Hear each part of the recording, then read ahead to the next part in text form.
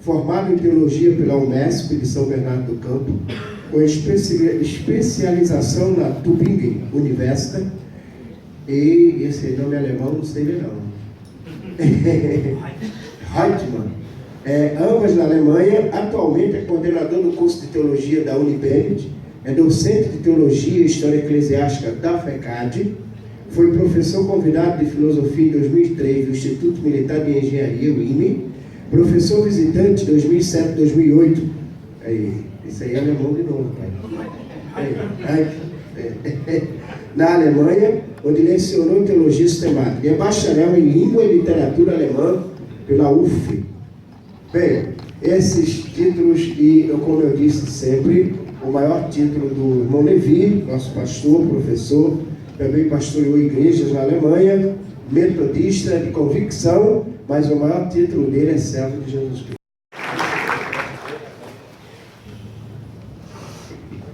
Diferente dos que me antecederam, eu queria usar aqui esse espaço, porque eu me sinto mais à vontade estando de pé. Deve ser porque meu diafragma fica mais solto e eu falo melhor para vocês e sou melhor visto por vocês.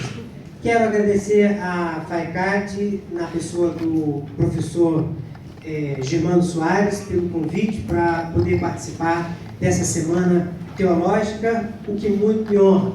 Para cá eu vim há 6 anos atrás, por mediação do meu antigo amigo e sempre amigo, o pastor Nelson, e por um convite generoso do pastor Germano, aos quais eu sou muito agradecido por esse tempo que eu tenho trabalhado aqui na FAICAD. Todos os dias é uma oportunidade nova para mim de conhecer pessoas novas e de crescer espiritualmente. Antes mesmo que a gente comece a nossa palestra, deixa eu convidar vocês para um momento de... a gente costuma falar na igreja de enlevo, né? Mas na verdade, o preâmbulo para toda a reflexão teológica é a doxologia. A teologia, ela é muito útil, mas sempre que ela se combina com a doxologia, porque a doxologia é quando a nossa compreensão encontra seus limites e reconhece a magnitude e a grandeza de Deus e glorifica Ele. Queria cantar com vocês um cântico que lembra o cântico dos negros americanos, os escravos. Vocês sabem que os africanos, os negros dos Estados Unidos, muitos eram analfabetos, e os que sabiam ler, eles ajudavam os que não sabiam cantando. Por isso que o ritmo acabou virando no modelo do gospel, por exemplo, original, né? Então, as músicas tinham sempre uma cadência parecida. Hoje eu queria convidar para a gente fazer isso como abertura da minha palestra. Uma vez que nós estamos falando de tempos de reforma, perspectivas, possibilidades para a igreja no século XXI. Vamos ficar de pé? Eu vou cantar e vocês sempre repetem, tá? Vai dar certo.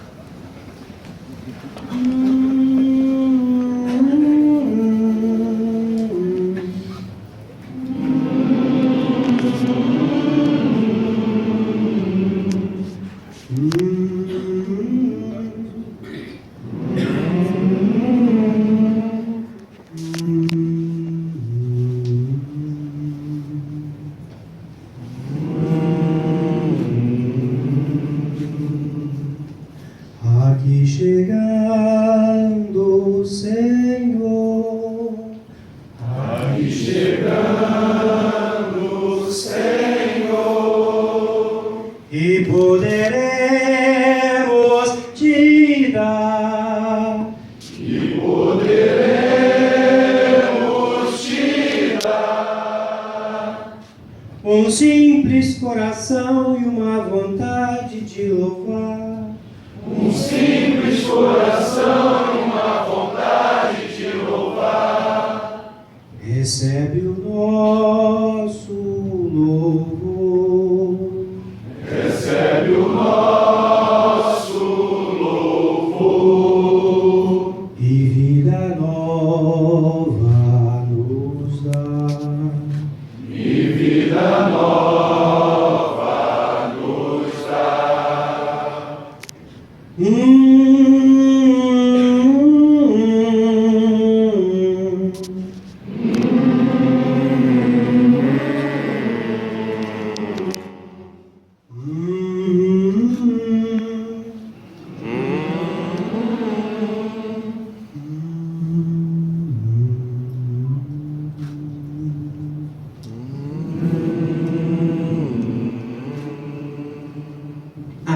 pode se sentar.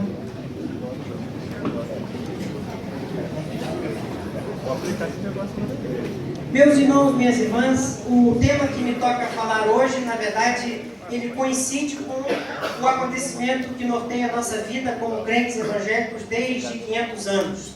Amanhã, dia 31 de outubro, todos os cristãos evangélicos do mundo todo celebram a reforma protestante, a reforma evangélica, a reforma de Lutero.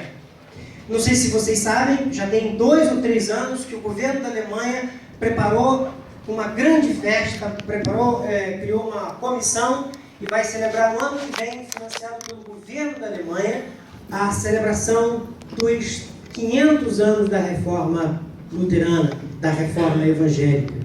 Todos os anos, a lembrança da reforma, ela nos inspira e nos leva a repensar algumas coisas. E na aula, no nosso encontro hoje, a gente adequa o tema norteador da Semana Teológica, perspectivas para a igreja, novos rumos para a igreja, orientando-nos pela reforma do século XVI. O que nós vamos fazer? No que vai consistir a nossa fala? Num primeiro momento, a gente vai falar de questões muito introdutórias. Num segundo momento, a gente vai tentar, em poucas palavras, caracterizar a substância da reforma evangélica. E no último momento, no terceiro momento, a gente vai então, de posse ou baseado naquilo que a gente entende ser a substância da reforma evangélica, a gente vai tentar então, em alguns aspectos, responder a pergunta: o que significa ser igreja evangélica hoje? Tá bom? Tá claro para vocês assim? Todos concordam assim? Vocês não têm outra alternativa mesmo, né? Ok, vamos lá. Questões preliminares. Eu vou tentar encadear o texto que eu preparei com a fala extemporânea, para não ficar maçante, para não ficar chato. Duas coisas importantes a gente pode tomar como premissa, como ponto de partida, quando nós falamos de reforma evangélica. Eu, salvo o melhor juízo, não acho correto, não acho justo, não acho produtivo nós usarmos a expressão reforma quando a gente quer se referir aos acontecimentos que se deram no século XVI. Por quê? Por um motivo muito simples. Tanto quanto me parece, tanto quanto eu tenho estudado, a reforma a qual nós nos reportamos sempre, a reforma que inspira nossas vidas, e que nós, por exemplo, chamamos de reforma protestante ou reforma luterana, essa reforma foi uma, entre outras, que antecederam a Lutero, Calvino e seus contemporâneos, mas também que o sucederam. A gente, quando fala de reforma, o mais sensato seria, portanto, salvo o melhor juízo, tanto quanto me parece, dar o preciso nome para cada uma dessas reformas. A primeira delas é aquela que a gente pode chamar de pré-reforma.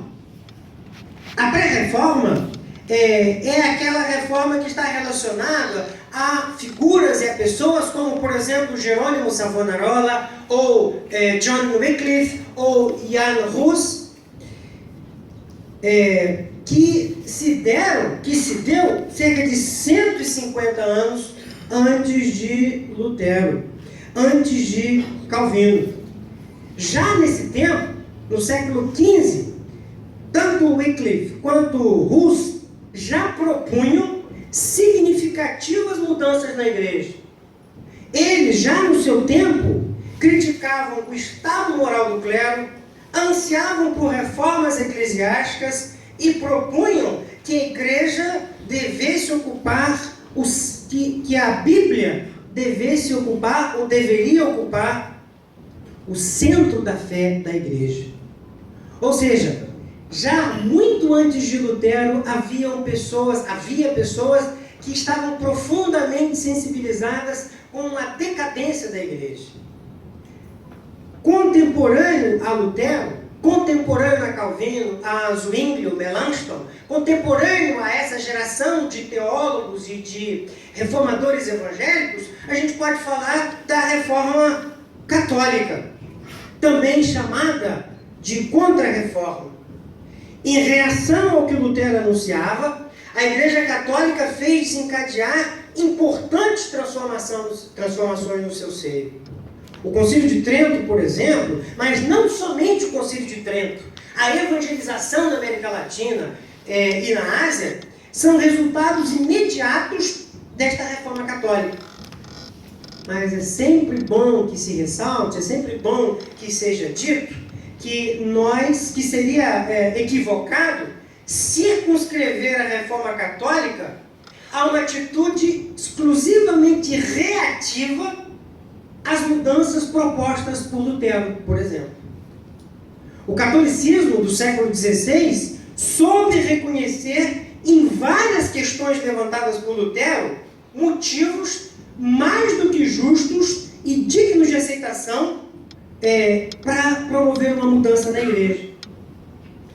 E não somente o Concílio de Trento, não somente a evangelização da América Latina e da Ásia. A gente podia mencionar a Espanha e a reforma na Espanha. O caso de Francisco de Cisneiro, que no século XV, 1480, promoveu uma estupenda reforma, uma reforma tremenda no interior da Igreja Católica.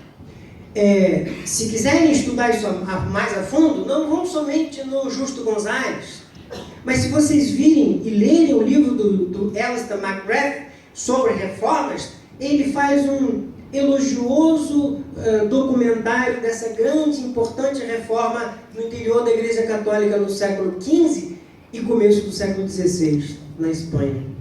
E isso independente, e isso distante de Lutero. Não somente a Igreja Católica, não somente os pré-reformadores, mas sucessivo a Lutero, na Inglaterra, também se espraiaram as ideias reformadoras. Ao seu jeito, os cristãos da Inglaterra deixaram ecoar e dar forma ao que se passava no cristianismo continental. Inspirados especialmente pelas ideias de Calvino, surgiu na Grã-Bretanha uma expressão vigorosa de fé, a qual deixou marcas em vários aspectos da vida cristã, especialmente na liturgia. Prova cabal disso é o sempiterno Livro de Oração Comum, o manual de liturgia da Igreja da Inglaterra, que até hoje inspira a muitos cristãos, não somente americanos. Como uma última manifestação de reforma no século XVI, pode-se mencionar a chamada Reforma Radical. Tratou-se, pode-se dizer, de um tipo de fé comprometida com mudanças. Os reformadores radicais foram homens e mulheres que entenderam que a reforma de Lutero deveria ir às últimas consequências. Na verdade, eu poderia expressar diferente. Os reformadores radicais, por exemplo, os anabatistas, mas não somente os anabatistas, eram pessoas que viram virtude na reforma luterana, mas entendiam que na Alemanha os cristãos evangélicos não levaram a reforma às últimas consequências, não tiraram implicações práticas, concretas para a vida do dia a dia. Isso os reformadores radicais fizeram. Se não bastasse essa grande virtude da reforma radical, a gente pode mencionar um aspecto da reforma radical que até hoje inspira a vida de todos os cristãos. Os menonitas, discípulos, seguidores de Menno Simons, foram pessoas que sempre foram radicais pacifistas, já desde o século XVI. Numa época onde se guerreava por todo motivo, numa época em que o próprio Ulrich Zwingli morreu numa batalha, os menonitas já diziam que quem segue a Cristo é, por princípio, um pacifista e não pode fazer guerras. Bem, esse é um aspecto. Um segundo aspecto tem a ver com a contextualização e eu diria contextualizar os reformadores, sejam esses do século XV, sejam os reformadores do século XVI, contextualizar o pensamento de Lutero, contextualizar o pensamento de Calvino, é, em certo sentido, quase que um exercício de tradução. Por quê? Porque, historicamente, os dois binômios, os dois polos de toda tradução são esses: fidelidade e liberdade. Um segundo aspecto que me parece digno de ser mencionado como aproximação à reforma evangélica é entender seus fatores desencadeadores, reconhecendo a necessidade de circunstanciá-los dentro do seu contexto gerador. Isto dito em outras palavras, para ser fiel aos reformadores dos séculos XV e XVI, não podemos simplesmente repetir suas palavras e gestos. Meu julgamento, hein, gente? A gente está aprendendo juntos, né? Mas simplesmente repetir as palavras de Calvino, Lutero, Zwinglio, nos dias de hoje, essa seria, penso eu, uma forma, isto sim, de negar a sua mensagem. Seria quase que uma infidelidade aos seus ensinos e princípios orientadores de vida. Os reformadores, esses que eu acabei de mencionar, eram homens que estavam antenados com o seu tempo. Eram progressistas suficientemente para propor mudanças e transformações sem, contudo, romperem com as suas ideias, com ideais balizadores. Ler e interpretar o pensamento dos reformadores evangélicos do século XV e XVI é, portanto, como que um ato de tradução. Sim, posto que no ato de traduzir temos que nos orientar por dois princípios básicos: o da fidelidade em relação ao autor e seu texto original, e, por outro lado, o da liberdade para falar de modo compreensivo aos nossos contemporâneos. Todo tradutor vive a angústia dessa dialética. Isso significa que devemos não somente, isso significa que nós devemos não somente perguntar o que Lutero, Calvino, Zwinglio, entre outros, disseram há 500 anos atrás. Mas também o que nós devemos fazer é perguntar pelo que eles teriam dito hoje, num contexto diferenciado. Pode ser que nós nos surpreendêssemos com as suas respostas aos desafios missionários de nosso tempo. Isso leva-nos, por fim, a uma constatação alvissareira. Que constatação? Os reformadores de outrora são uma grande inspiração para nós hoje, sim, desde que saibamos estabelecer a correta pergunta a eles. O estudo do movimento reformador dos séculos XV e XVI é, portanto, mais do que necessário. Ele é vital para a continuidade da fé evangélica hoje. Suas intuições são um fator desencadeador de ação missionária vivificante para a Igreja de Cristo como um todo. Dito de outra forma, Lutero e seus contemporâneos não podem ser entendidos como se fossem peças de museu. Eles são um fator determinante para nos impulsionar no caminho do seguimento de Cristo. Eles são atuais e pertinentes para nós e têm hoje, mais do que nunca, muito a nos dizer. Bem, isso é o preâmbulo, isso é o ponto de partida da nossa fala de hoje. Tá? Resumidamente, então, a gente entende que não foi uma única reforma, foram várias reformas. A reforma de Lutero foi antecedida por outra. Lutero é herdeiro de uma geração. E depois de Lutero também teve muita reforma. Por que eu digo isso? Qual a importância disso? Porque a Bíblia diz: o Espírito sopra. No fundo é isso que a Bíblia diz, né? Porque o que diz é que o homem nasceu de novo, né? Mas a gente entendeu, né, o que quer dizer. O que a gente quer dizer é que o Espírito não se deixa manipular. E o Espírito de Deus, para usar a linguagem do Emílio Conte no livrinho Pentecoste para Todo, é tudo menos aquele que deixa guardar bolor. Onde que dá bolor em mofo? num ambiente onde não há renovação de ar. E quando o Espírito vem, ele renova as estruturas. E quando eu digo que teve reforma antes de Lutero, e quando eu digo que teve reforma depois de Lutero, e quando eu digo propositadamente, conscientemente, que teve reforma também na Igreja Católica, eu estou querendo ajudar a vacinar-nos todos contra todo tipo de preconceito. Porque o Espírito não é manipulado por nós. O Espírito sopra independente das nossas formas. Bem, quais são então os traços essenciais da reforma evangélica? Eu vou bem didaticamente me valer daquilo que a gente sempre tem aprendido. A reforma evangélica, a reforma luterana, a reforma de Calvino, a reforma do século XVI, ela se inspira de 3 pilares, de 3 princípios. Sola Escritura, sola fide, sola graça. Só a palavra de Deus, só a fé e só a graça. Esses 3 elementos, tanto quanto me parece, dão o norte, plasmam a fé de um crente evangélico. A primeira delas, sola gratia.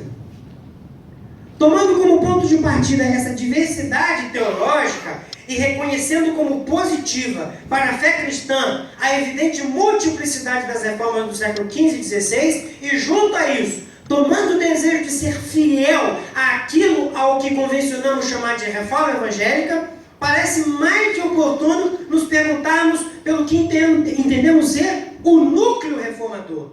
Numa outra forma de expressão, qual é a substância da reforma evangélica? O que continua tendo valor permanente para inspirar nossas vidas no tempo que se chama hoje? Só na graça. Sobre a graça e a culpa.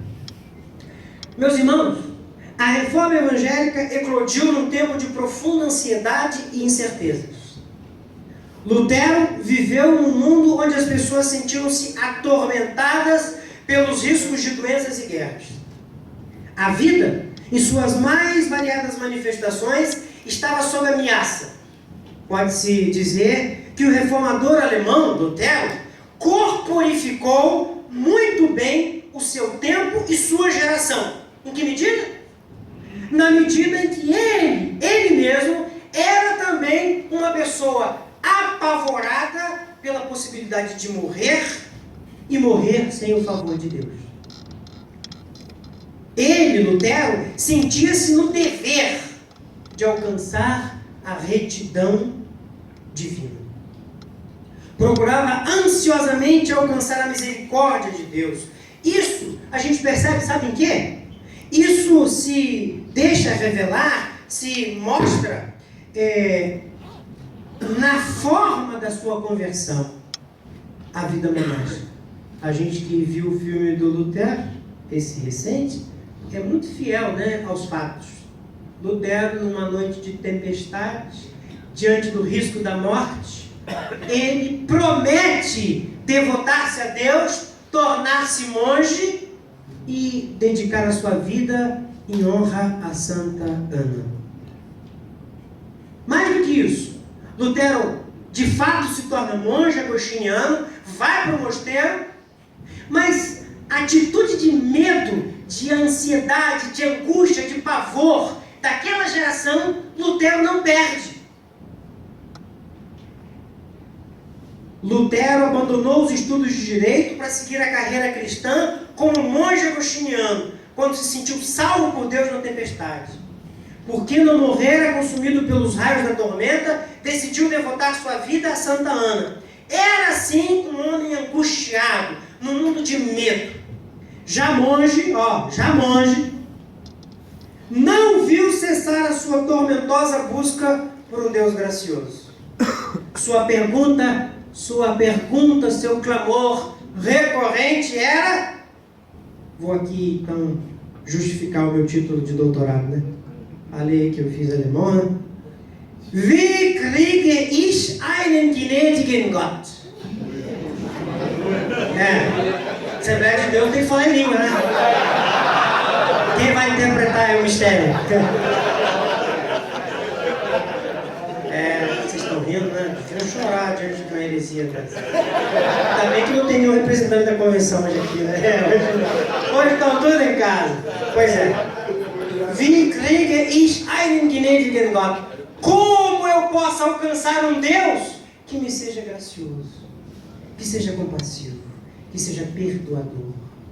Ele fazia de tudo. Mortificações das mais diversas, exercícios espirituais, na tentativa de agradar a Deus, de alcançar o favor divino.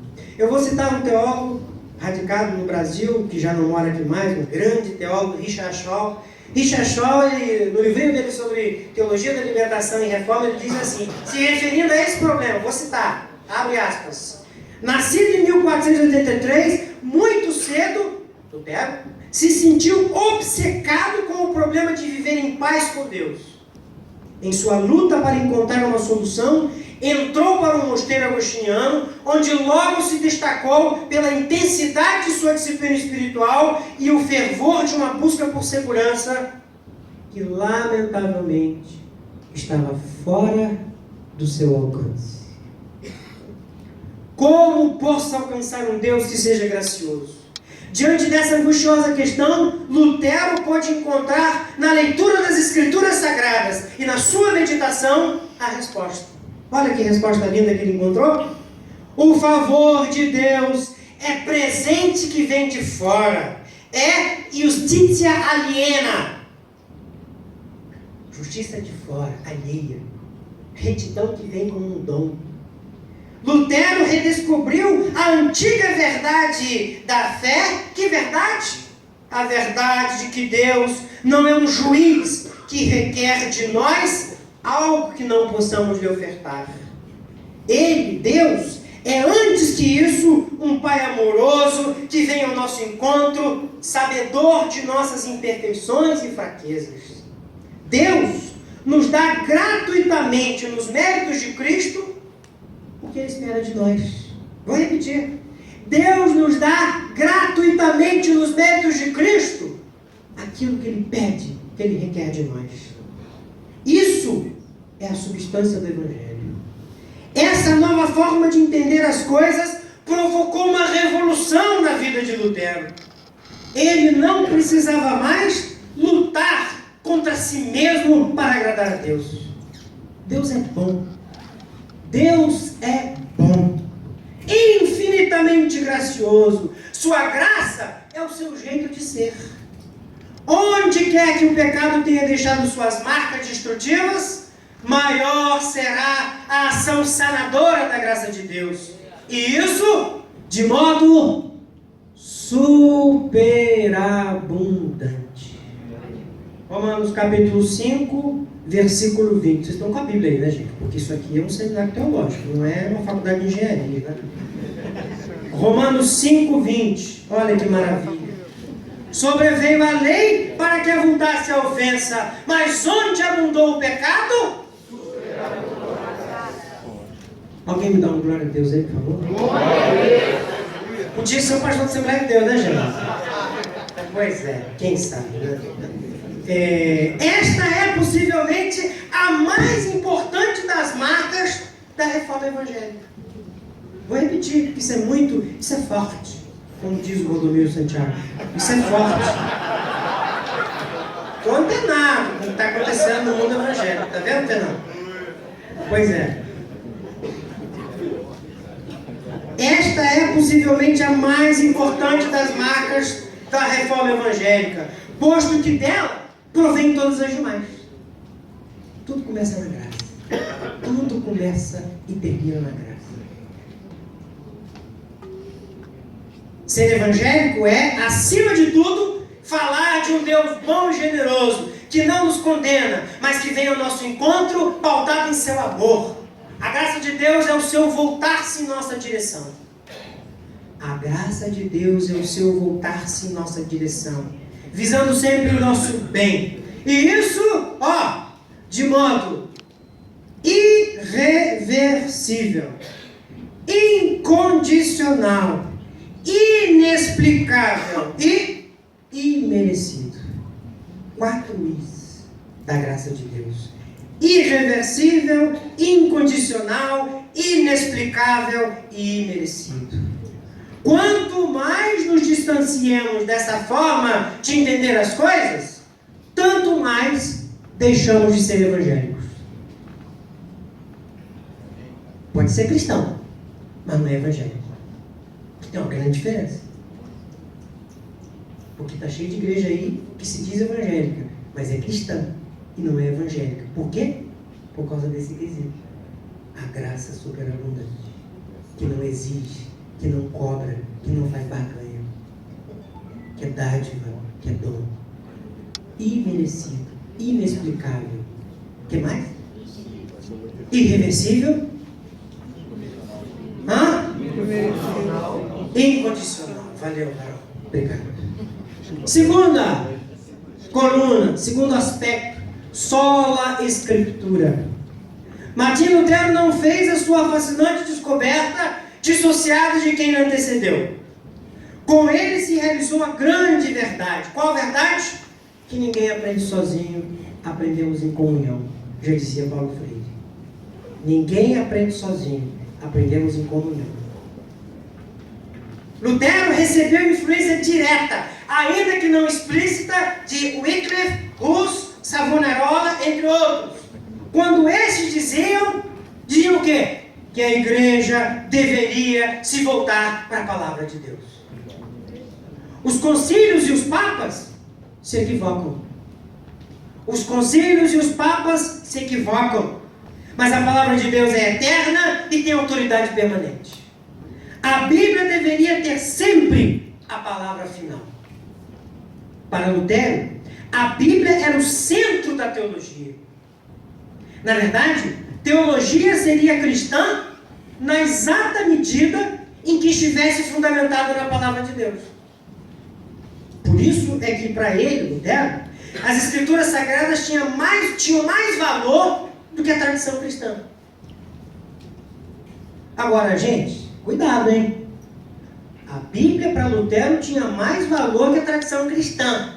Mas isso não significa necessariamente que ele desconsiderasse a tradição cristã. Não. Pelo contrário. Ele, assim como Jean Calvin, assim como Philippe Melanchthon, assim como os Zwinglio, sempre souberam dar valor devido aos pais da igreja, bem como aos primeiros concílios ecumênicos. A tradição estava, todavia, condicionada em sua importância a quê? A concordância com a Bíblia. Dito de outra forma, para Lutero e seus contemporâneos reformadores, a tradição deveria ser seguida sim, sempre que concordasse com as Escrituras Sagradas. Se e somente se. Se por um lado, Lutero recolocou as Escrituras no centro da fé da igreja, não se pode dizer que ele tenha sido ou que ele tenha lido a Bíblia de modo literal. Hoje, meu julgamento, tá, gente? Estamos aprendendo junto, né? Hoje, eu diria que Lutero seguramente se sentisse muito desconfortável se estivesse na companhia de cristãos fundamentalistas. Vou dizer de novo. Hoje, eu diria que Lutero estaria muito desconfortável na companhia de cristãos fundamentalistas. Por quê? Porque ele sempre se serviu de uma abordagem contextual das Escrituras. O texto sagrado, no seu entender, não pode ser interpretado de modo legalista, mas sim cristologicamente. Cristo é a palavra de Deus por excelência. O centro das Escrituras sagradas é Cristo. Ele é, então, o seu critério hermenêutico. Tudo que não levasse a Cristo não poderia ser considerado palavra de Deus. Eu vou citar um teólogo luterano, Oswald Bayer, na introdução à teologia de Lutero. Ele diz o seguinte, abre aspas: desse modo está constituído o critério, o cânone, do que é propriamente a verdade, do que é verdadeiramente novo e que nunca mais envelhecerá. Este eternamente novo tem nome: Jesus Cristo. E é o que tem que se procurar quando se lê a Bíblia. Esse é o antídoto contra o fundamentalismo. Tem Cristo, leva a Cristo, é a palavra de Deus. Se não leva a Cristo, é letra que mata e oprime.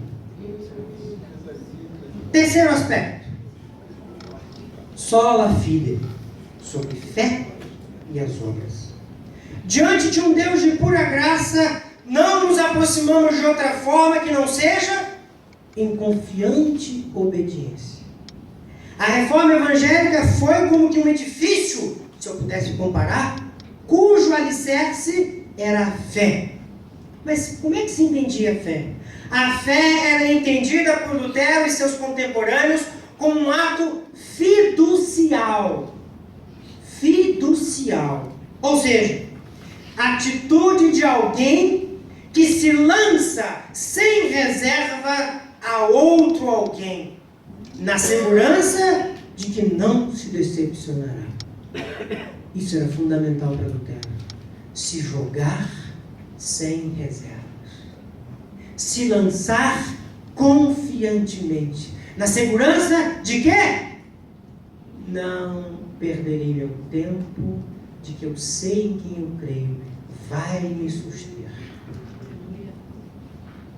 A fé era para Lutero muito mais do que simples assentimento ao que a igreja ensinava. Fé que brota no coração crente por eficácia da palavra de Deus, se trataria da profunda confiança na misericórdia de Deus. Confiança esta que assegura ao indivíduo crente que ele, na vida e na morte, estará sempre guardado por Deus. Lutero foi veemente em sua denúncia contra a perversão da fé genuína, seja por meio de misticismo, superstição, seja por meio da polarização, fé e obras. Lutero entendia que não era sensato essa polarização, fé e obras. Por quê?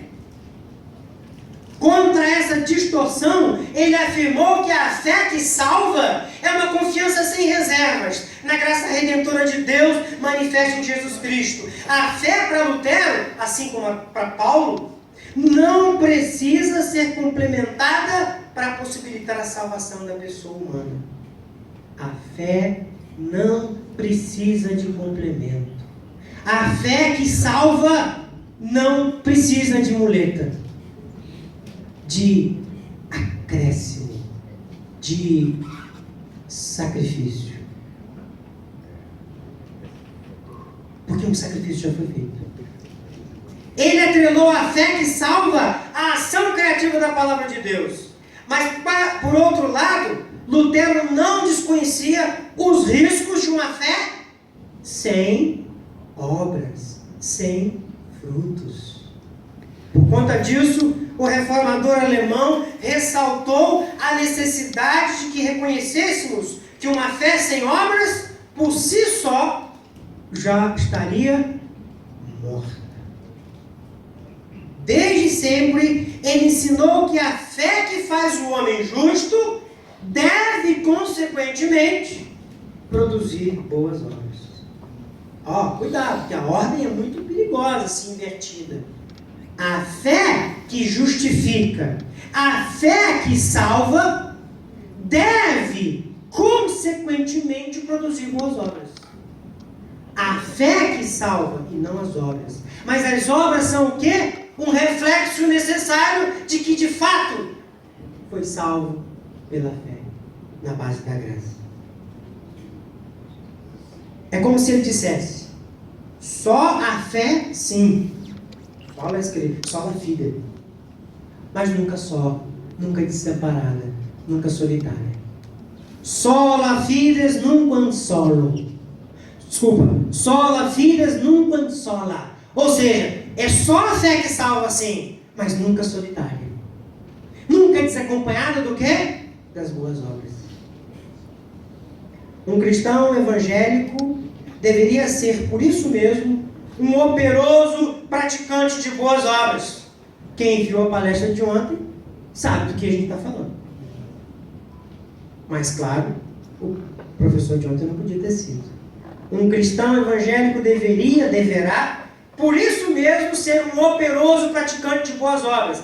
Mas ele deve estar sempre cônscio de que estas obras não poderão salvá-lo.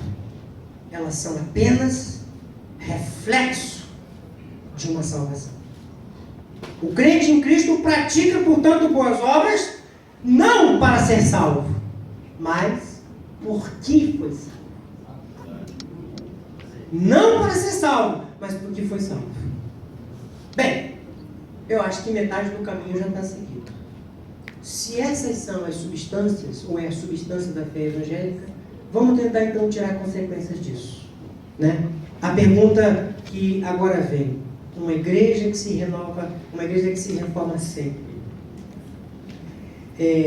Superado esse primeiro momento no qual nos perguntamos pela substância, pela essência da fé evangélica, cabe-nos agora nos interrogar pelas consequências disso.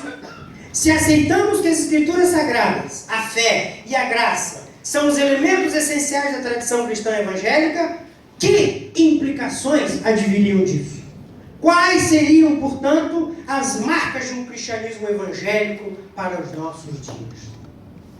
Primeira marca: a igreja evangélica, ela é cristocêntrica. Uma igreja que deseje ser chamada pelo nome de evangélica deve ter Cristo em seu centro. Crer em Cristo, por Ele e para Ele viver, é a marca fundamental de todo cristão, hoje e sempre. Nunca foi diferente, mesmo nos sombrios tempos que antecederam as reformas que temos tratado aqui. Cristo marca decisivamente todos os cristãos, evangélicos, católicos e ortodoxos. Mas nosso interesse agora deverá repousar sobre o vínculo, a conexão, o ponto de contato entre a fé evangélica e essa dimensão cristocêntrica. Para nós, cristãos de tradição evangélica, Cristo é muito mais do que uma figura fascinante que deu um sentido novo à história humana. Cristo para nós é muito mais do que uma figura fascinante que deu um sentido novo para a história. Ele não foi somente uma pessoa de caráter excepcionalmente arrebatador. Ele é o nosso Salvador pessoal. Por meio dele, alcançamos a redenção. Fomos feitos novas criaturas. Herdamos a vida eterna. Reconhecer que Cristo é o Redentor da humanidade total e de modo totalizante é tanto nosso ponto de partida quanto nosso ponto de chegada. Começo, meio e fim. Ele é, sim, o único Salvador no mundo sem salvação. Para quem ou para além dessa convicção, os cristãos da Reforma, os cristãos evangélicos, não podem se mover 1 milímetro sequer. Ele é o nosso referencial, a base, a inspiração de nossas vidas. Crer em Cristo é reconhecer nosso estado de absoluta limitação e dependência.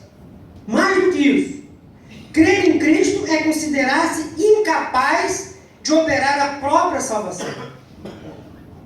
Lutero primeiro, mas no seu seguimento todos os demais reformadores, tanto os que vieram antes dele, mas também os que vieram depois, não se distanciaram 1 único milímetro desta convicção, dessa certeza. Esta é a porta de entrada da fé cristã evangélica. Tudo mais depende disso. Cristo. Ao reconhecermos que Cristo é a nossa única salvação, estamos dizendo que Ele inspira nossas vidas de um modo singular. Ele molda e refaz nossa natureza. Ser salvo por Cristo implica também, consequentemente, deixar-se conduzir por ele. É tomar sua cruz como o único caminho possível para o discipulado. Isto vai ao encontro da teologia da cruz de Lutero. Ó, gente, não perca de vista, né? Ao encontro não é de encontro.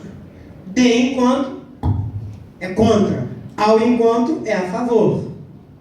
Ou seja, isto vai ao encontro, é a favor da teologia da cruz de Lutero. Nela, na cruz, Deus crucificou nossos pecados. Por meio dela, expressou o seu desígnio salvador, eterno para toda a humanidade. Mas a cruz indica também que seguir a Cristo implica em renúncia e autonegação.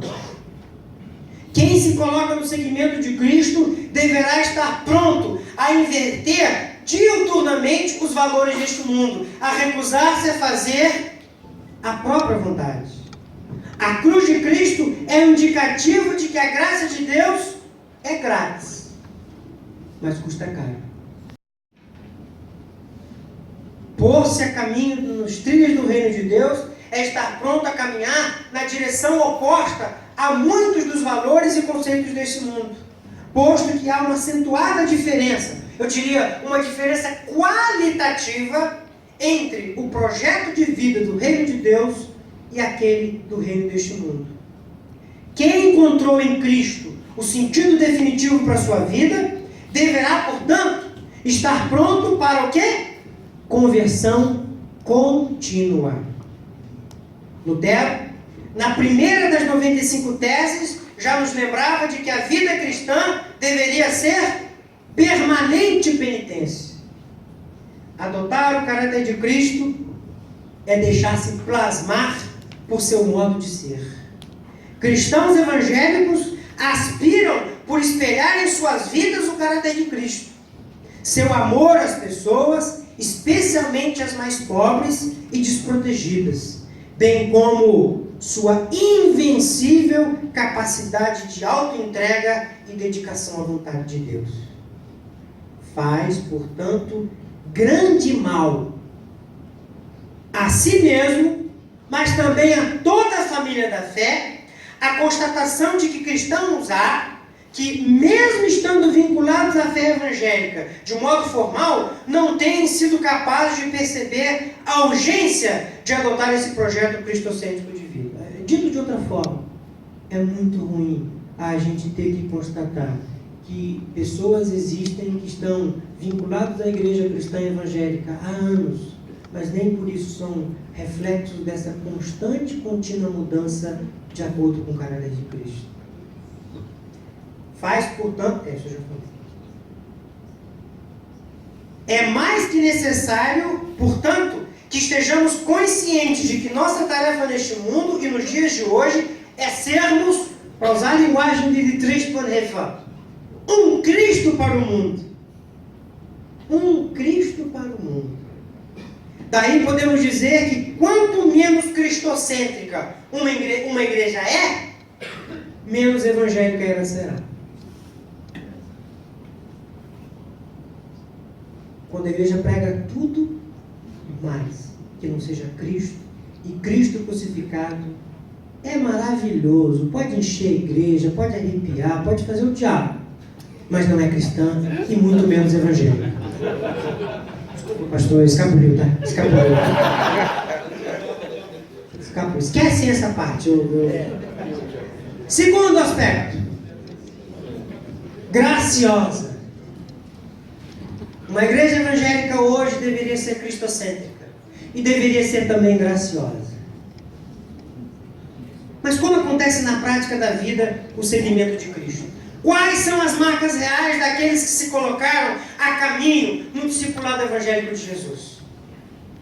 Ajuda muito aqui se nos reportamos à base sobre a qual os cristãos evangélicos, desde Lutero e Calvino, entre outros, têm construído o seu edifício de fé. Viver evangelicamente, hoje, é viver por Cristo. E por isso mesmo, determinados pela graça de Deus. A graça de Deus deverá dar o norte para as nossas vidas. E isso tem um caráter de fato revolucionário. Como? Quando nós constatamos que vivemos num mundo, que tipo de mundo? Num mundo cujos alicerces estão assentados em quê? Na competição. O capitalismo rege nossas relações. Quem veio ontem sabe do que eu estou falando. Eu digo que eu tive tempo de ontem para hoje fazer de novo minha palestra aqui. Brincadeirinha, pastor Geraldo. O capitalismo rege nossas relações e ele constrói um mundo de barganha. Você recebe algo, mas sabe por quê? Porque você paga por isso. Tudo está firmado por meio de condições. Qual era a marca que você falou da reforma? Incondicional. Incondicional. E eu vou ler de novo então, que eu vou ler aqui. Tudo está firmado por meio de condições. Esse é o mundo que a gente vive nele. Nada é gratuito. Diz, inclusive, se me permitem, né, eu vou usar aqui, já que estamos falando em possibilidades ecumênicas, nesse contexto a gente costuma dizer que quando a esmola é muito grande, o santo desconfia. Porque nada é de graça no nosso mundo. Quem muito tem, muito pode. Para ser alguém, é preciso ter algo. A felicidade passa a ser condicionada pelo volume de bens que a pessoa possui ou granjeou ao longo da vida. A vida, nesse contexto, não teria outra significação que não fosse o quê? Acumulação de bens. Desde pequenos, temos sido adestrados numa sociedade de consumo a cultivar relações graciosas? Não! Descartáveis. Descartáveis. O valor de algo ou de alguém está limitado, sabe a quê? Aquilo que ela pode produzir. O sujeito completou 50 anos, ele é um inútil. Se perder o emprego, vai morrer de fome. Sabe por quê? Porque ele foi descartado. Ele não presta mais. Ele não pode produzir. A graça de Deus, não tão decantada na reforma evangélica, não segue outro princípio, senão qual? O amor dadivoso de Deus, que vem ao nosso encontro, sempre visando o nosso bem. Deus nos ama a despeito de tudo o que pudéssemos oferecer como contrapartida. Seu amor não estabelece premissas ou se deixa limitar. Não estabelece premissas, nem se deixa limitar. É pura graça. Por isso mesmo que a mensagem evangélica vai nos lembrar sempre de que o amor de Deus tem caráter incondicional. Deus, por meio de Cristo, vem ao nosso encontro sem qualquer exigência. A única exigência que Deus faz, se é que eu posso chamar de exigência, sabe qual é? Acolhida, agradecida a sua oferta de salvação. É o que Ele espera de nós. Mas não requer, não exige de nós nada. Somos salvos por seu amor, apesar de todos os nossos muitos pecados. O favor divino é graça em sua forma mais pura. A igreja cristã, então, as consequências, né? Será mais evangélica na exata medida em que cria e faz florescer espaços e momentos de graça. Sempre que a igreja dá forma concreta às relações humanas pautadas no amor, mas amor desinteresseiro, estará, por certo, no centro daquilo que desejou a reforma evangélica. Isso implica, naturalmente, meus irmãos, uma negação de tudo que lembre relações mercadológicas e materialistas. A igreja de Cristo é refúgio dos que se sentem fracos e oprimidos. Foi o que o Senhor Jesus disse: vinde a mim. Não exigiu nada, não exigiu sacrifício, não exigiu pagamento. Ele disse: vinde a mim e eu vos aliviarei. Comprai, comprai sem dinheiro, sem preço. Daqueles que anseiam por libertação, dos pobres e marginalizados, que numa sociedade onde a palavra de ordem é produção e produtividade, se sentem alijados por nada terem ou não serem capazes de produzir. A igreja verdadeiramente evangélica será, portanto, uma permanente denúncia contra a mercantilização da fé. Quem criticou a venda das indulgências de outrora é o mesmo que deve se opor a todas essas formas de mercantilismo. Ao agir em nossas vidas, Deus nunca o fará de outra forma que não seja graciosamente. Meus irmãos, Deus nunca agirá em nossa vida de outra forma que não seja por meio de graça, uma graça invencível. Ao agir em nossas vidas, Deus nunca o fará de outra forma que não seja graciosamente. Sabe por quê? É a sua natureza. Seu ser é gracioso. Ser evangélico hoje, portanto, é cultivar uma atitude orientada na prática da graça, posto que quem foi alcançado pelo favor divino sabe-se acolhido por um amor sem medidas. Quem foi perdoado de todos os seus pecados. Vive não mais na angústia e no medo, mas na alegre confiança de ser amado por alguém que não impõe condições para amar. Isso é maravilhoso. Eu durmo feliz e contente porque eu sei que Deus me ama. Eu tenho um amigo que me ama, que me ama, que me ama. Meus filhinhos, agora estão crescendo, estão virando adolescente, acham que isso é música de criancinha, né? Mas no cultinho lá em casa a gente sempre cantou isso. E eu tenho certeza que eu incuti na alma, no mais subprofundo da vida deles, essa segurança. Mais do que isso, eles não precisam de nada. Deus me ama. E o nome desse amor é Jesus. A igreja cristã será mais evangélica na medida em que faça florescer esses passos de graça. Negação de tudo que seja... Já falei isso tudo aqui, né, meu Deus? Ser evangélico hoje, portanto, é cultivar uma atitude orientada na prática da graça. Não vive mais na angústia, no medo, confia em Deus que nos perdoou. Cristãos evangélicos vivem no perdão sem fim de Deus. São propagandistas de quê? De um modo de vida perdoador. De graça receberam e de graça dão. Esta graça manifesta-se no acolhimento daquele que é diferente, com o qual podemos até divergir, mas aceitamos como pessoa amada de Deus. Isso é muito importante, gente. A gente pode e deve divergir, mas em vez de fazer cruzada contra isso, contra aquilo, vamos mostrar o amor infinito de Deus. Te amo, mas eu divirjo de você, e não vou fazer cruzada contra as suas opções da sua vida. Segue o teu caminho, seja feliz. Eu não preciso da tua infelicidade para eu ser mais feliz. Eu não faço cruzada contra a Ana, não, eu faço cruzada pelo amor de Deus. E não preciso que todo mundo concorde comigo para eu ter certeza que estou no caminho certo.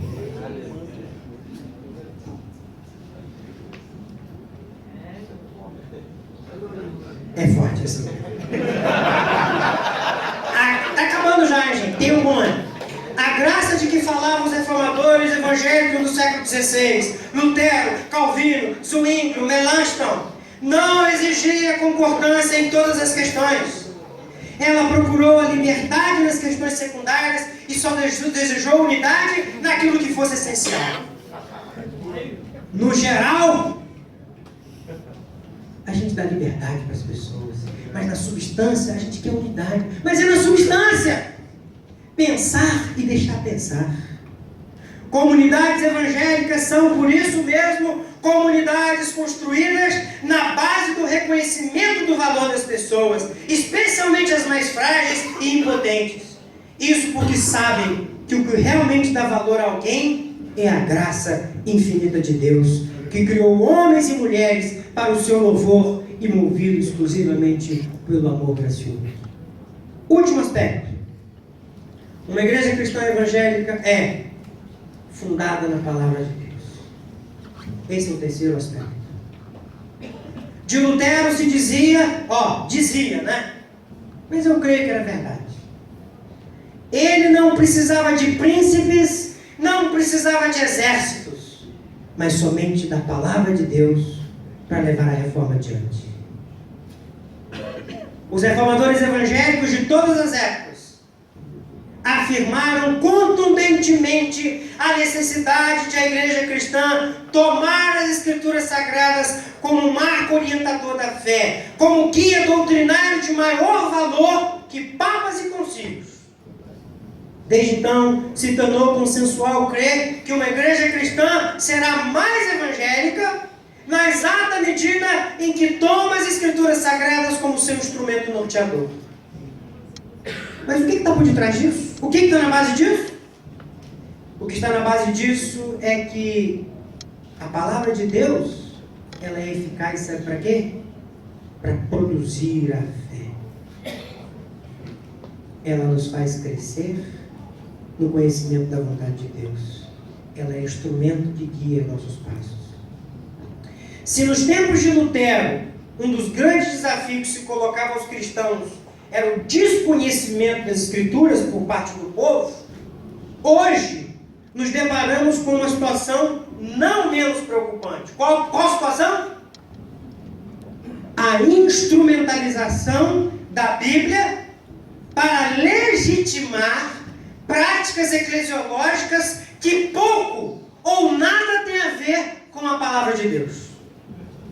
Enche a igreja, faz sucesso, mas é tudo menos bíblica. E se não é bíblica, um crente evangélico não pode concordar. Hoje, mais do que nunca, os cristãos evangélicos devem estar alertas contra o uso abusivo da palavra de Deus. Você vê, estão dizendo aí, né? Tudo posso naquele que me fortalece. Que instrumentalização mais perversa que essa? Porque a pessoa que fala isso, ela não leu o que veio antes. Isso é ler a Bíblia. Quem lê a Bíblia, quem lê um texto fora do contexto, está movido por um pretexto.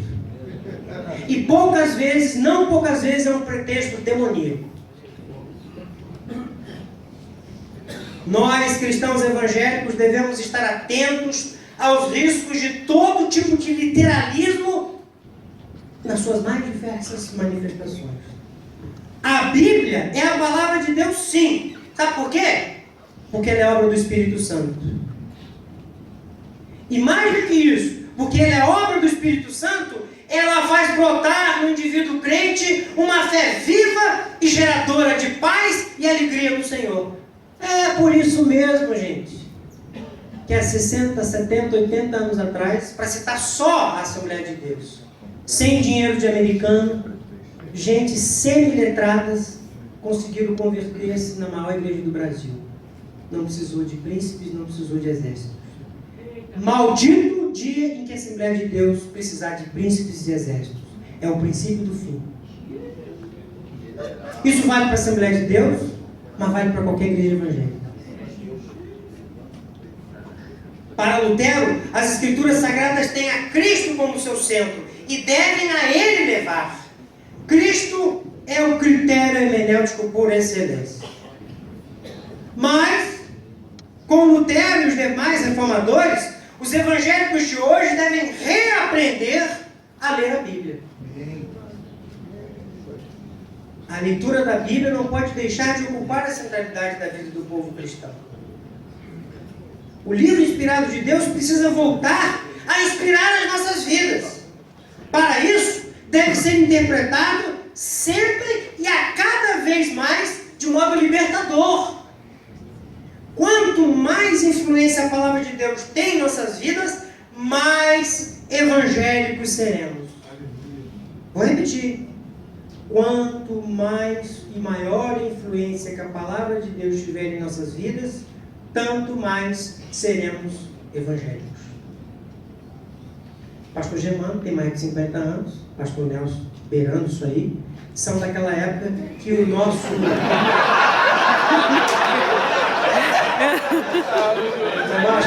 Foi mal? Quem é que disse que o pastor Germano, que quem tem mais de 50 anos? Foi você. Assume, cara. Poxa. Tá um garotão ali, saradíssimo. Pois é. Pastor Germano, pastor Nelson, para citar dois pesos pesados aí da geração mais madura, lembram no tempo que o nosso apelido qual era? Não era Evangelho. Era a Bíblia. É. Sabe por quê? Porque nós éramos intransigentemente a favor da Bíblia. A igreja não se construía sobre outro fundamento que não fosse a palavra de Deus. O que ela diz sim, a gente dizia sim. O que ela dizia não, a gente dizia não. Hoje, para encher a igreja, estão distorcendo a Bíblia. E por isso deixando de ser evangélico. Quem foi que disse isso? Pelo sotaque, esse cara ou é o Valdomiro ou é o clone dele? Não parecia, gente. O livro inspirado de Deus tem que voltar a inspirar nossas vidas.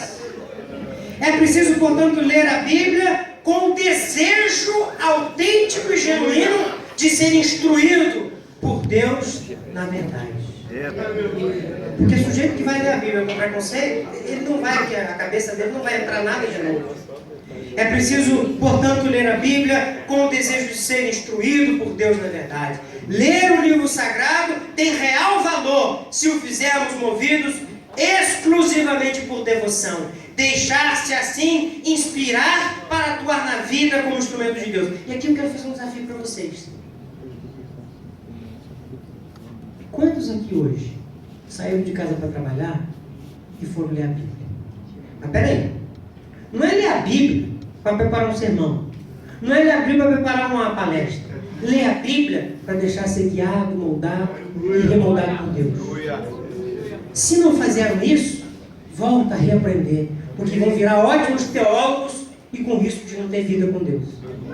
Sabe por quê? Porque passa a olhar a Bíblia tecnicamente.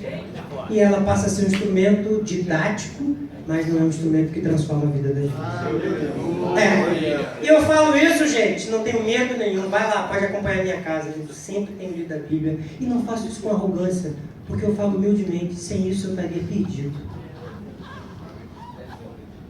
Você quer meu auxiliar só para me motivar aqui? Eu estou acabando, falta só a última folha. Só o menino, coitadinho dele. Pois é.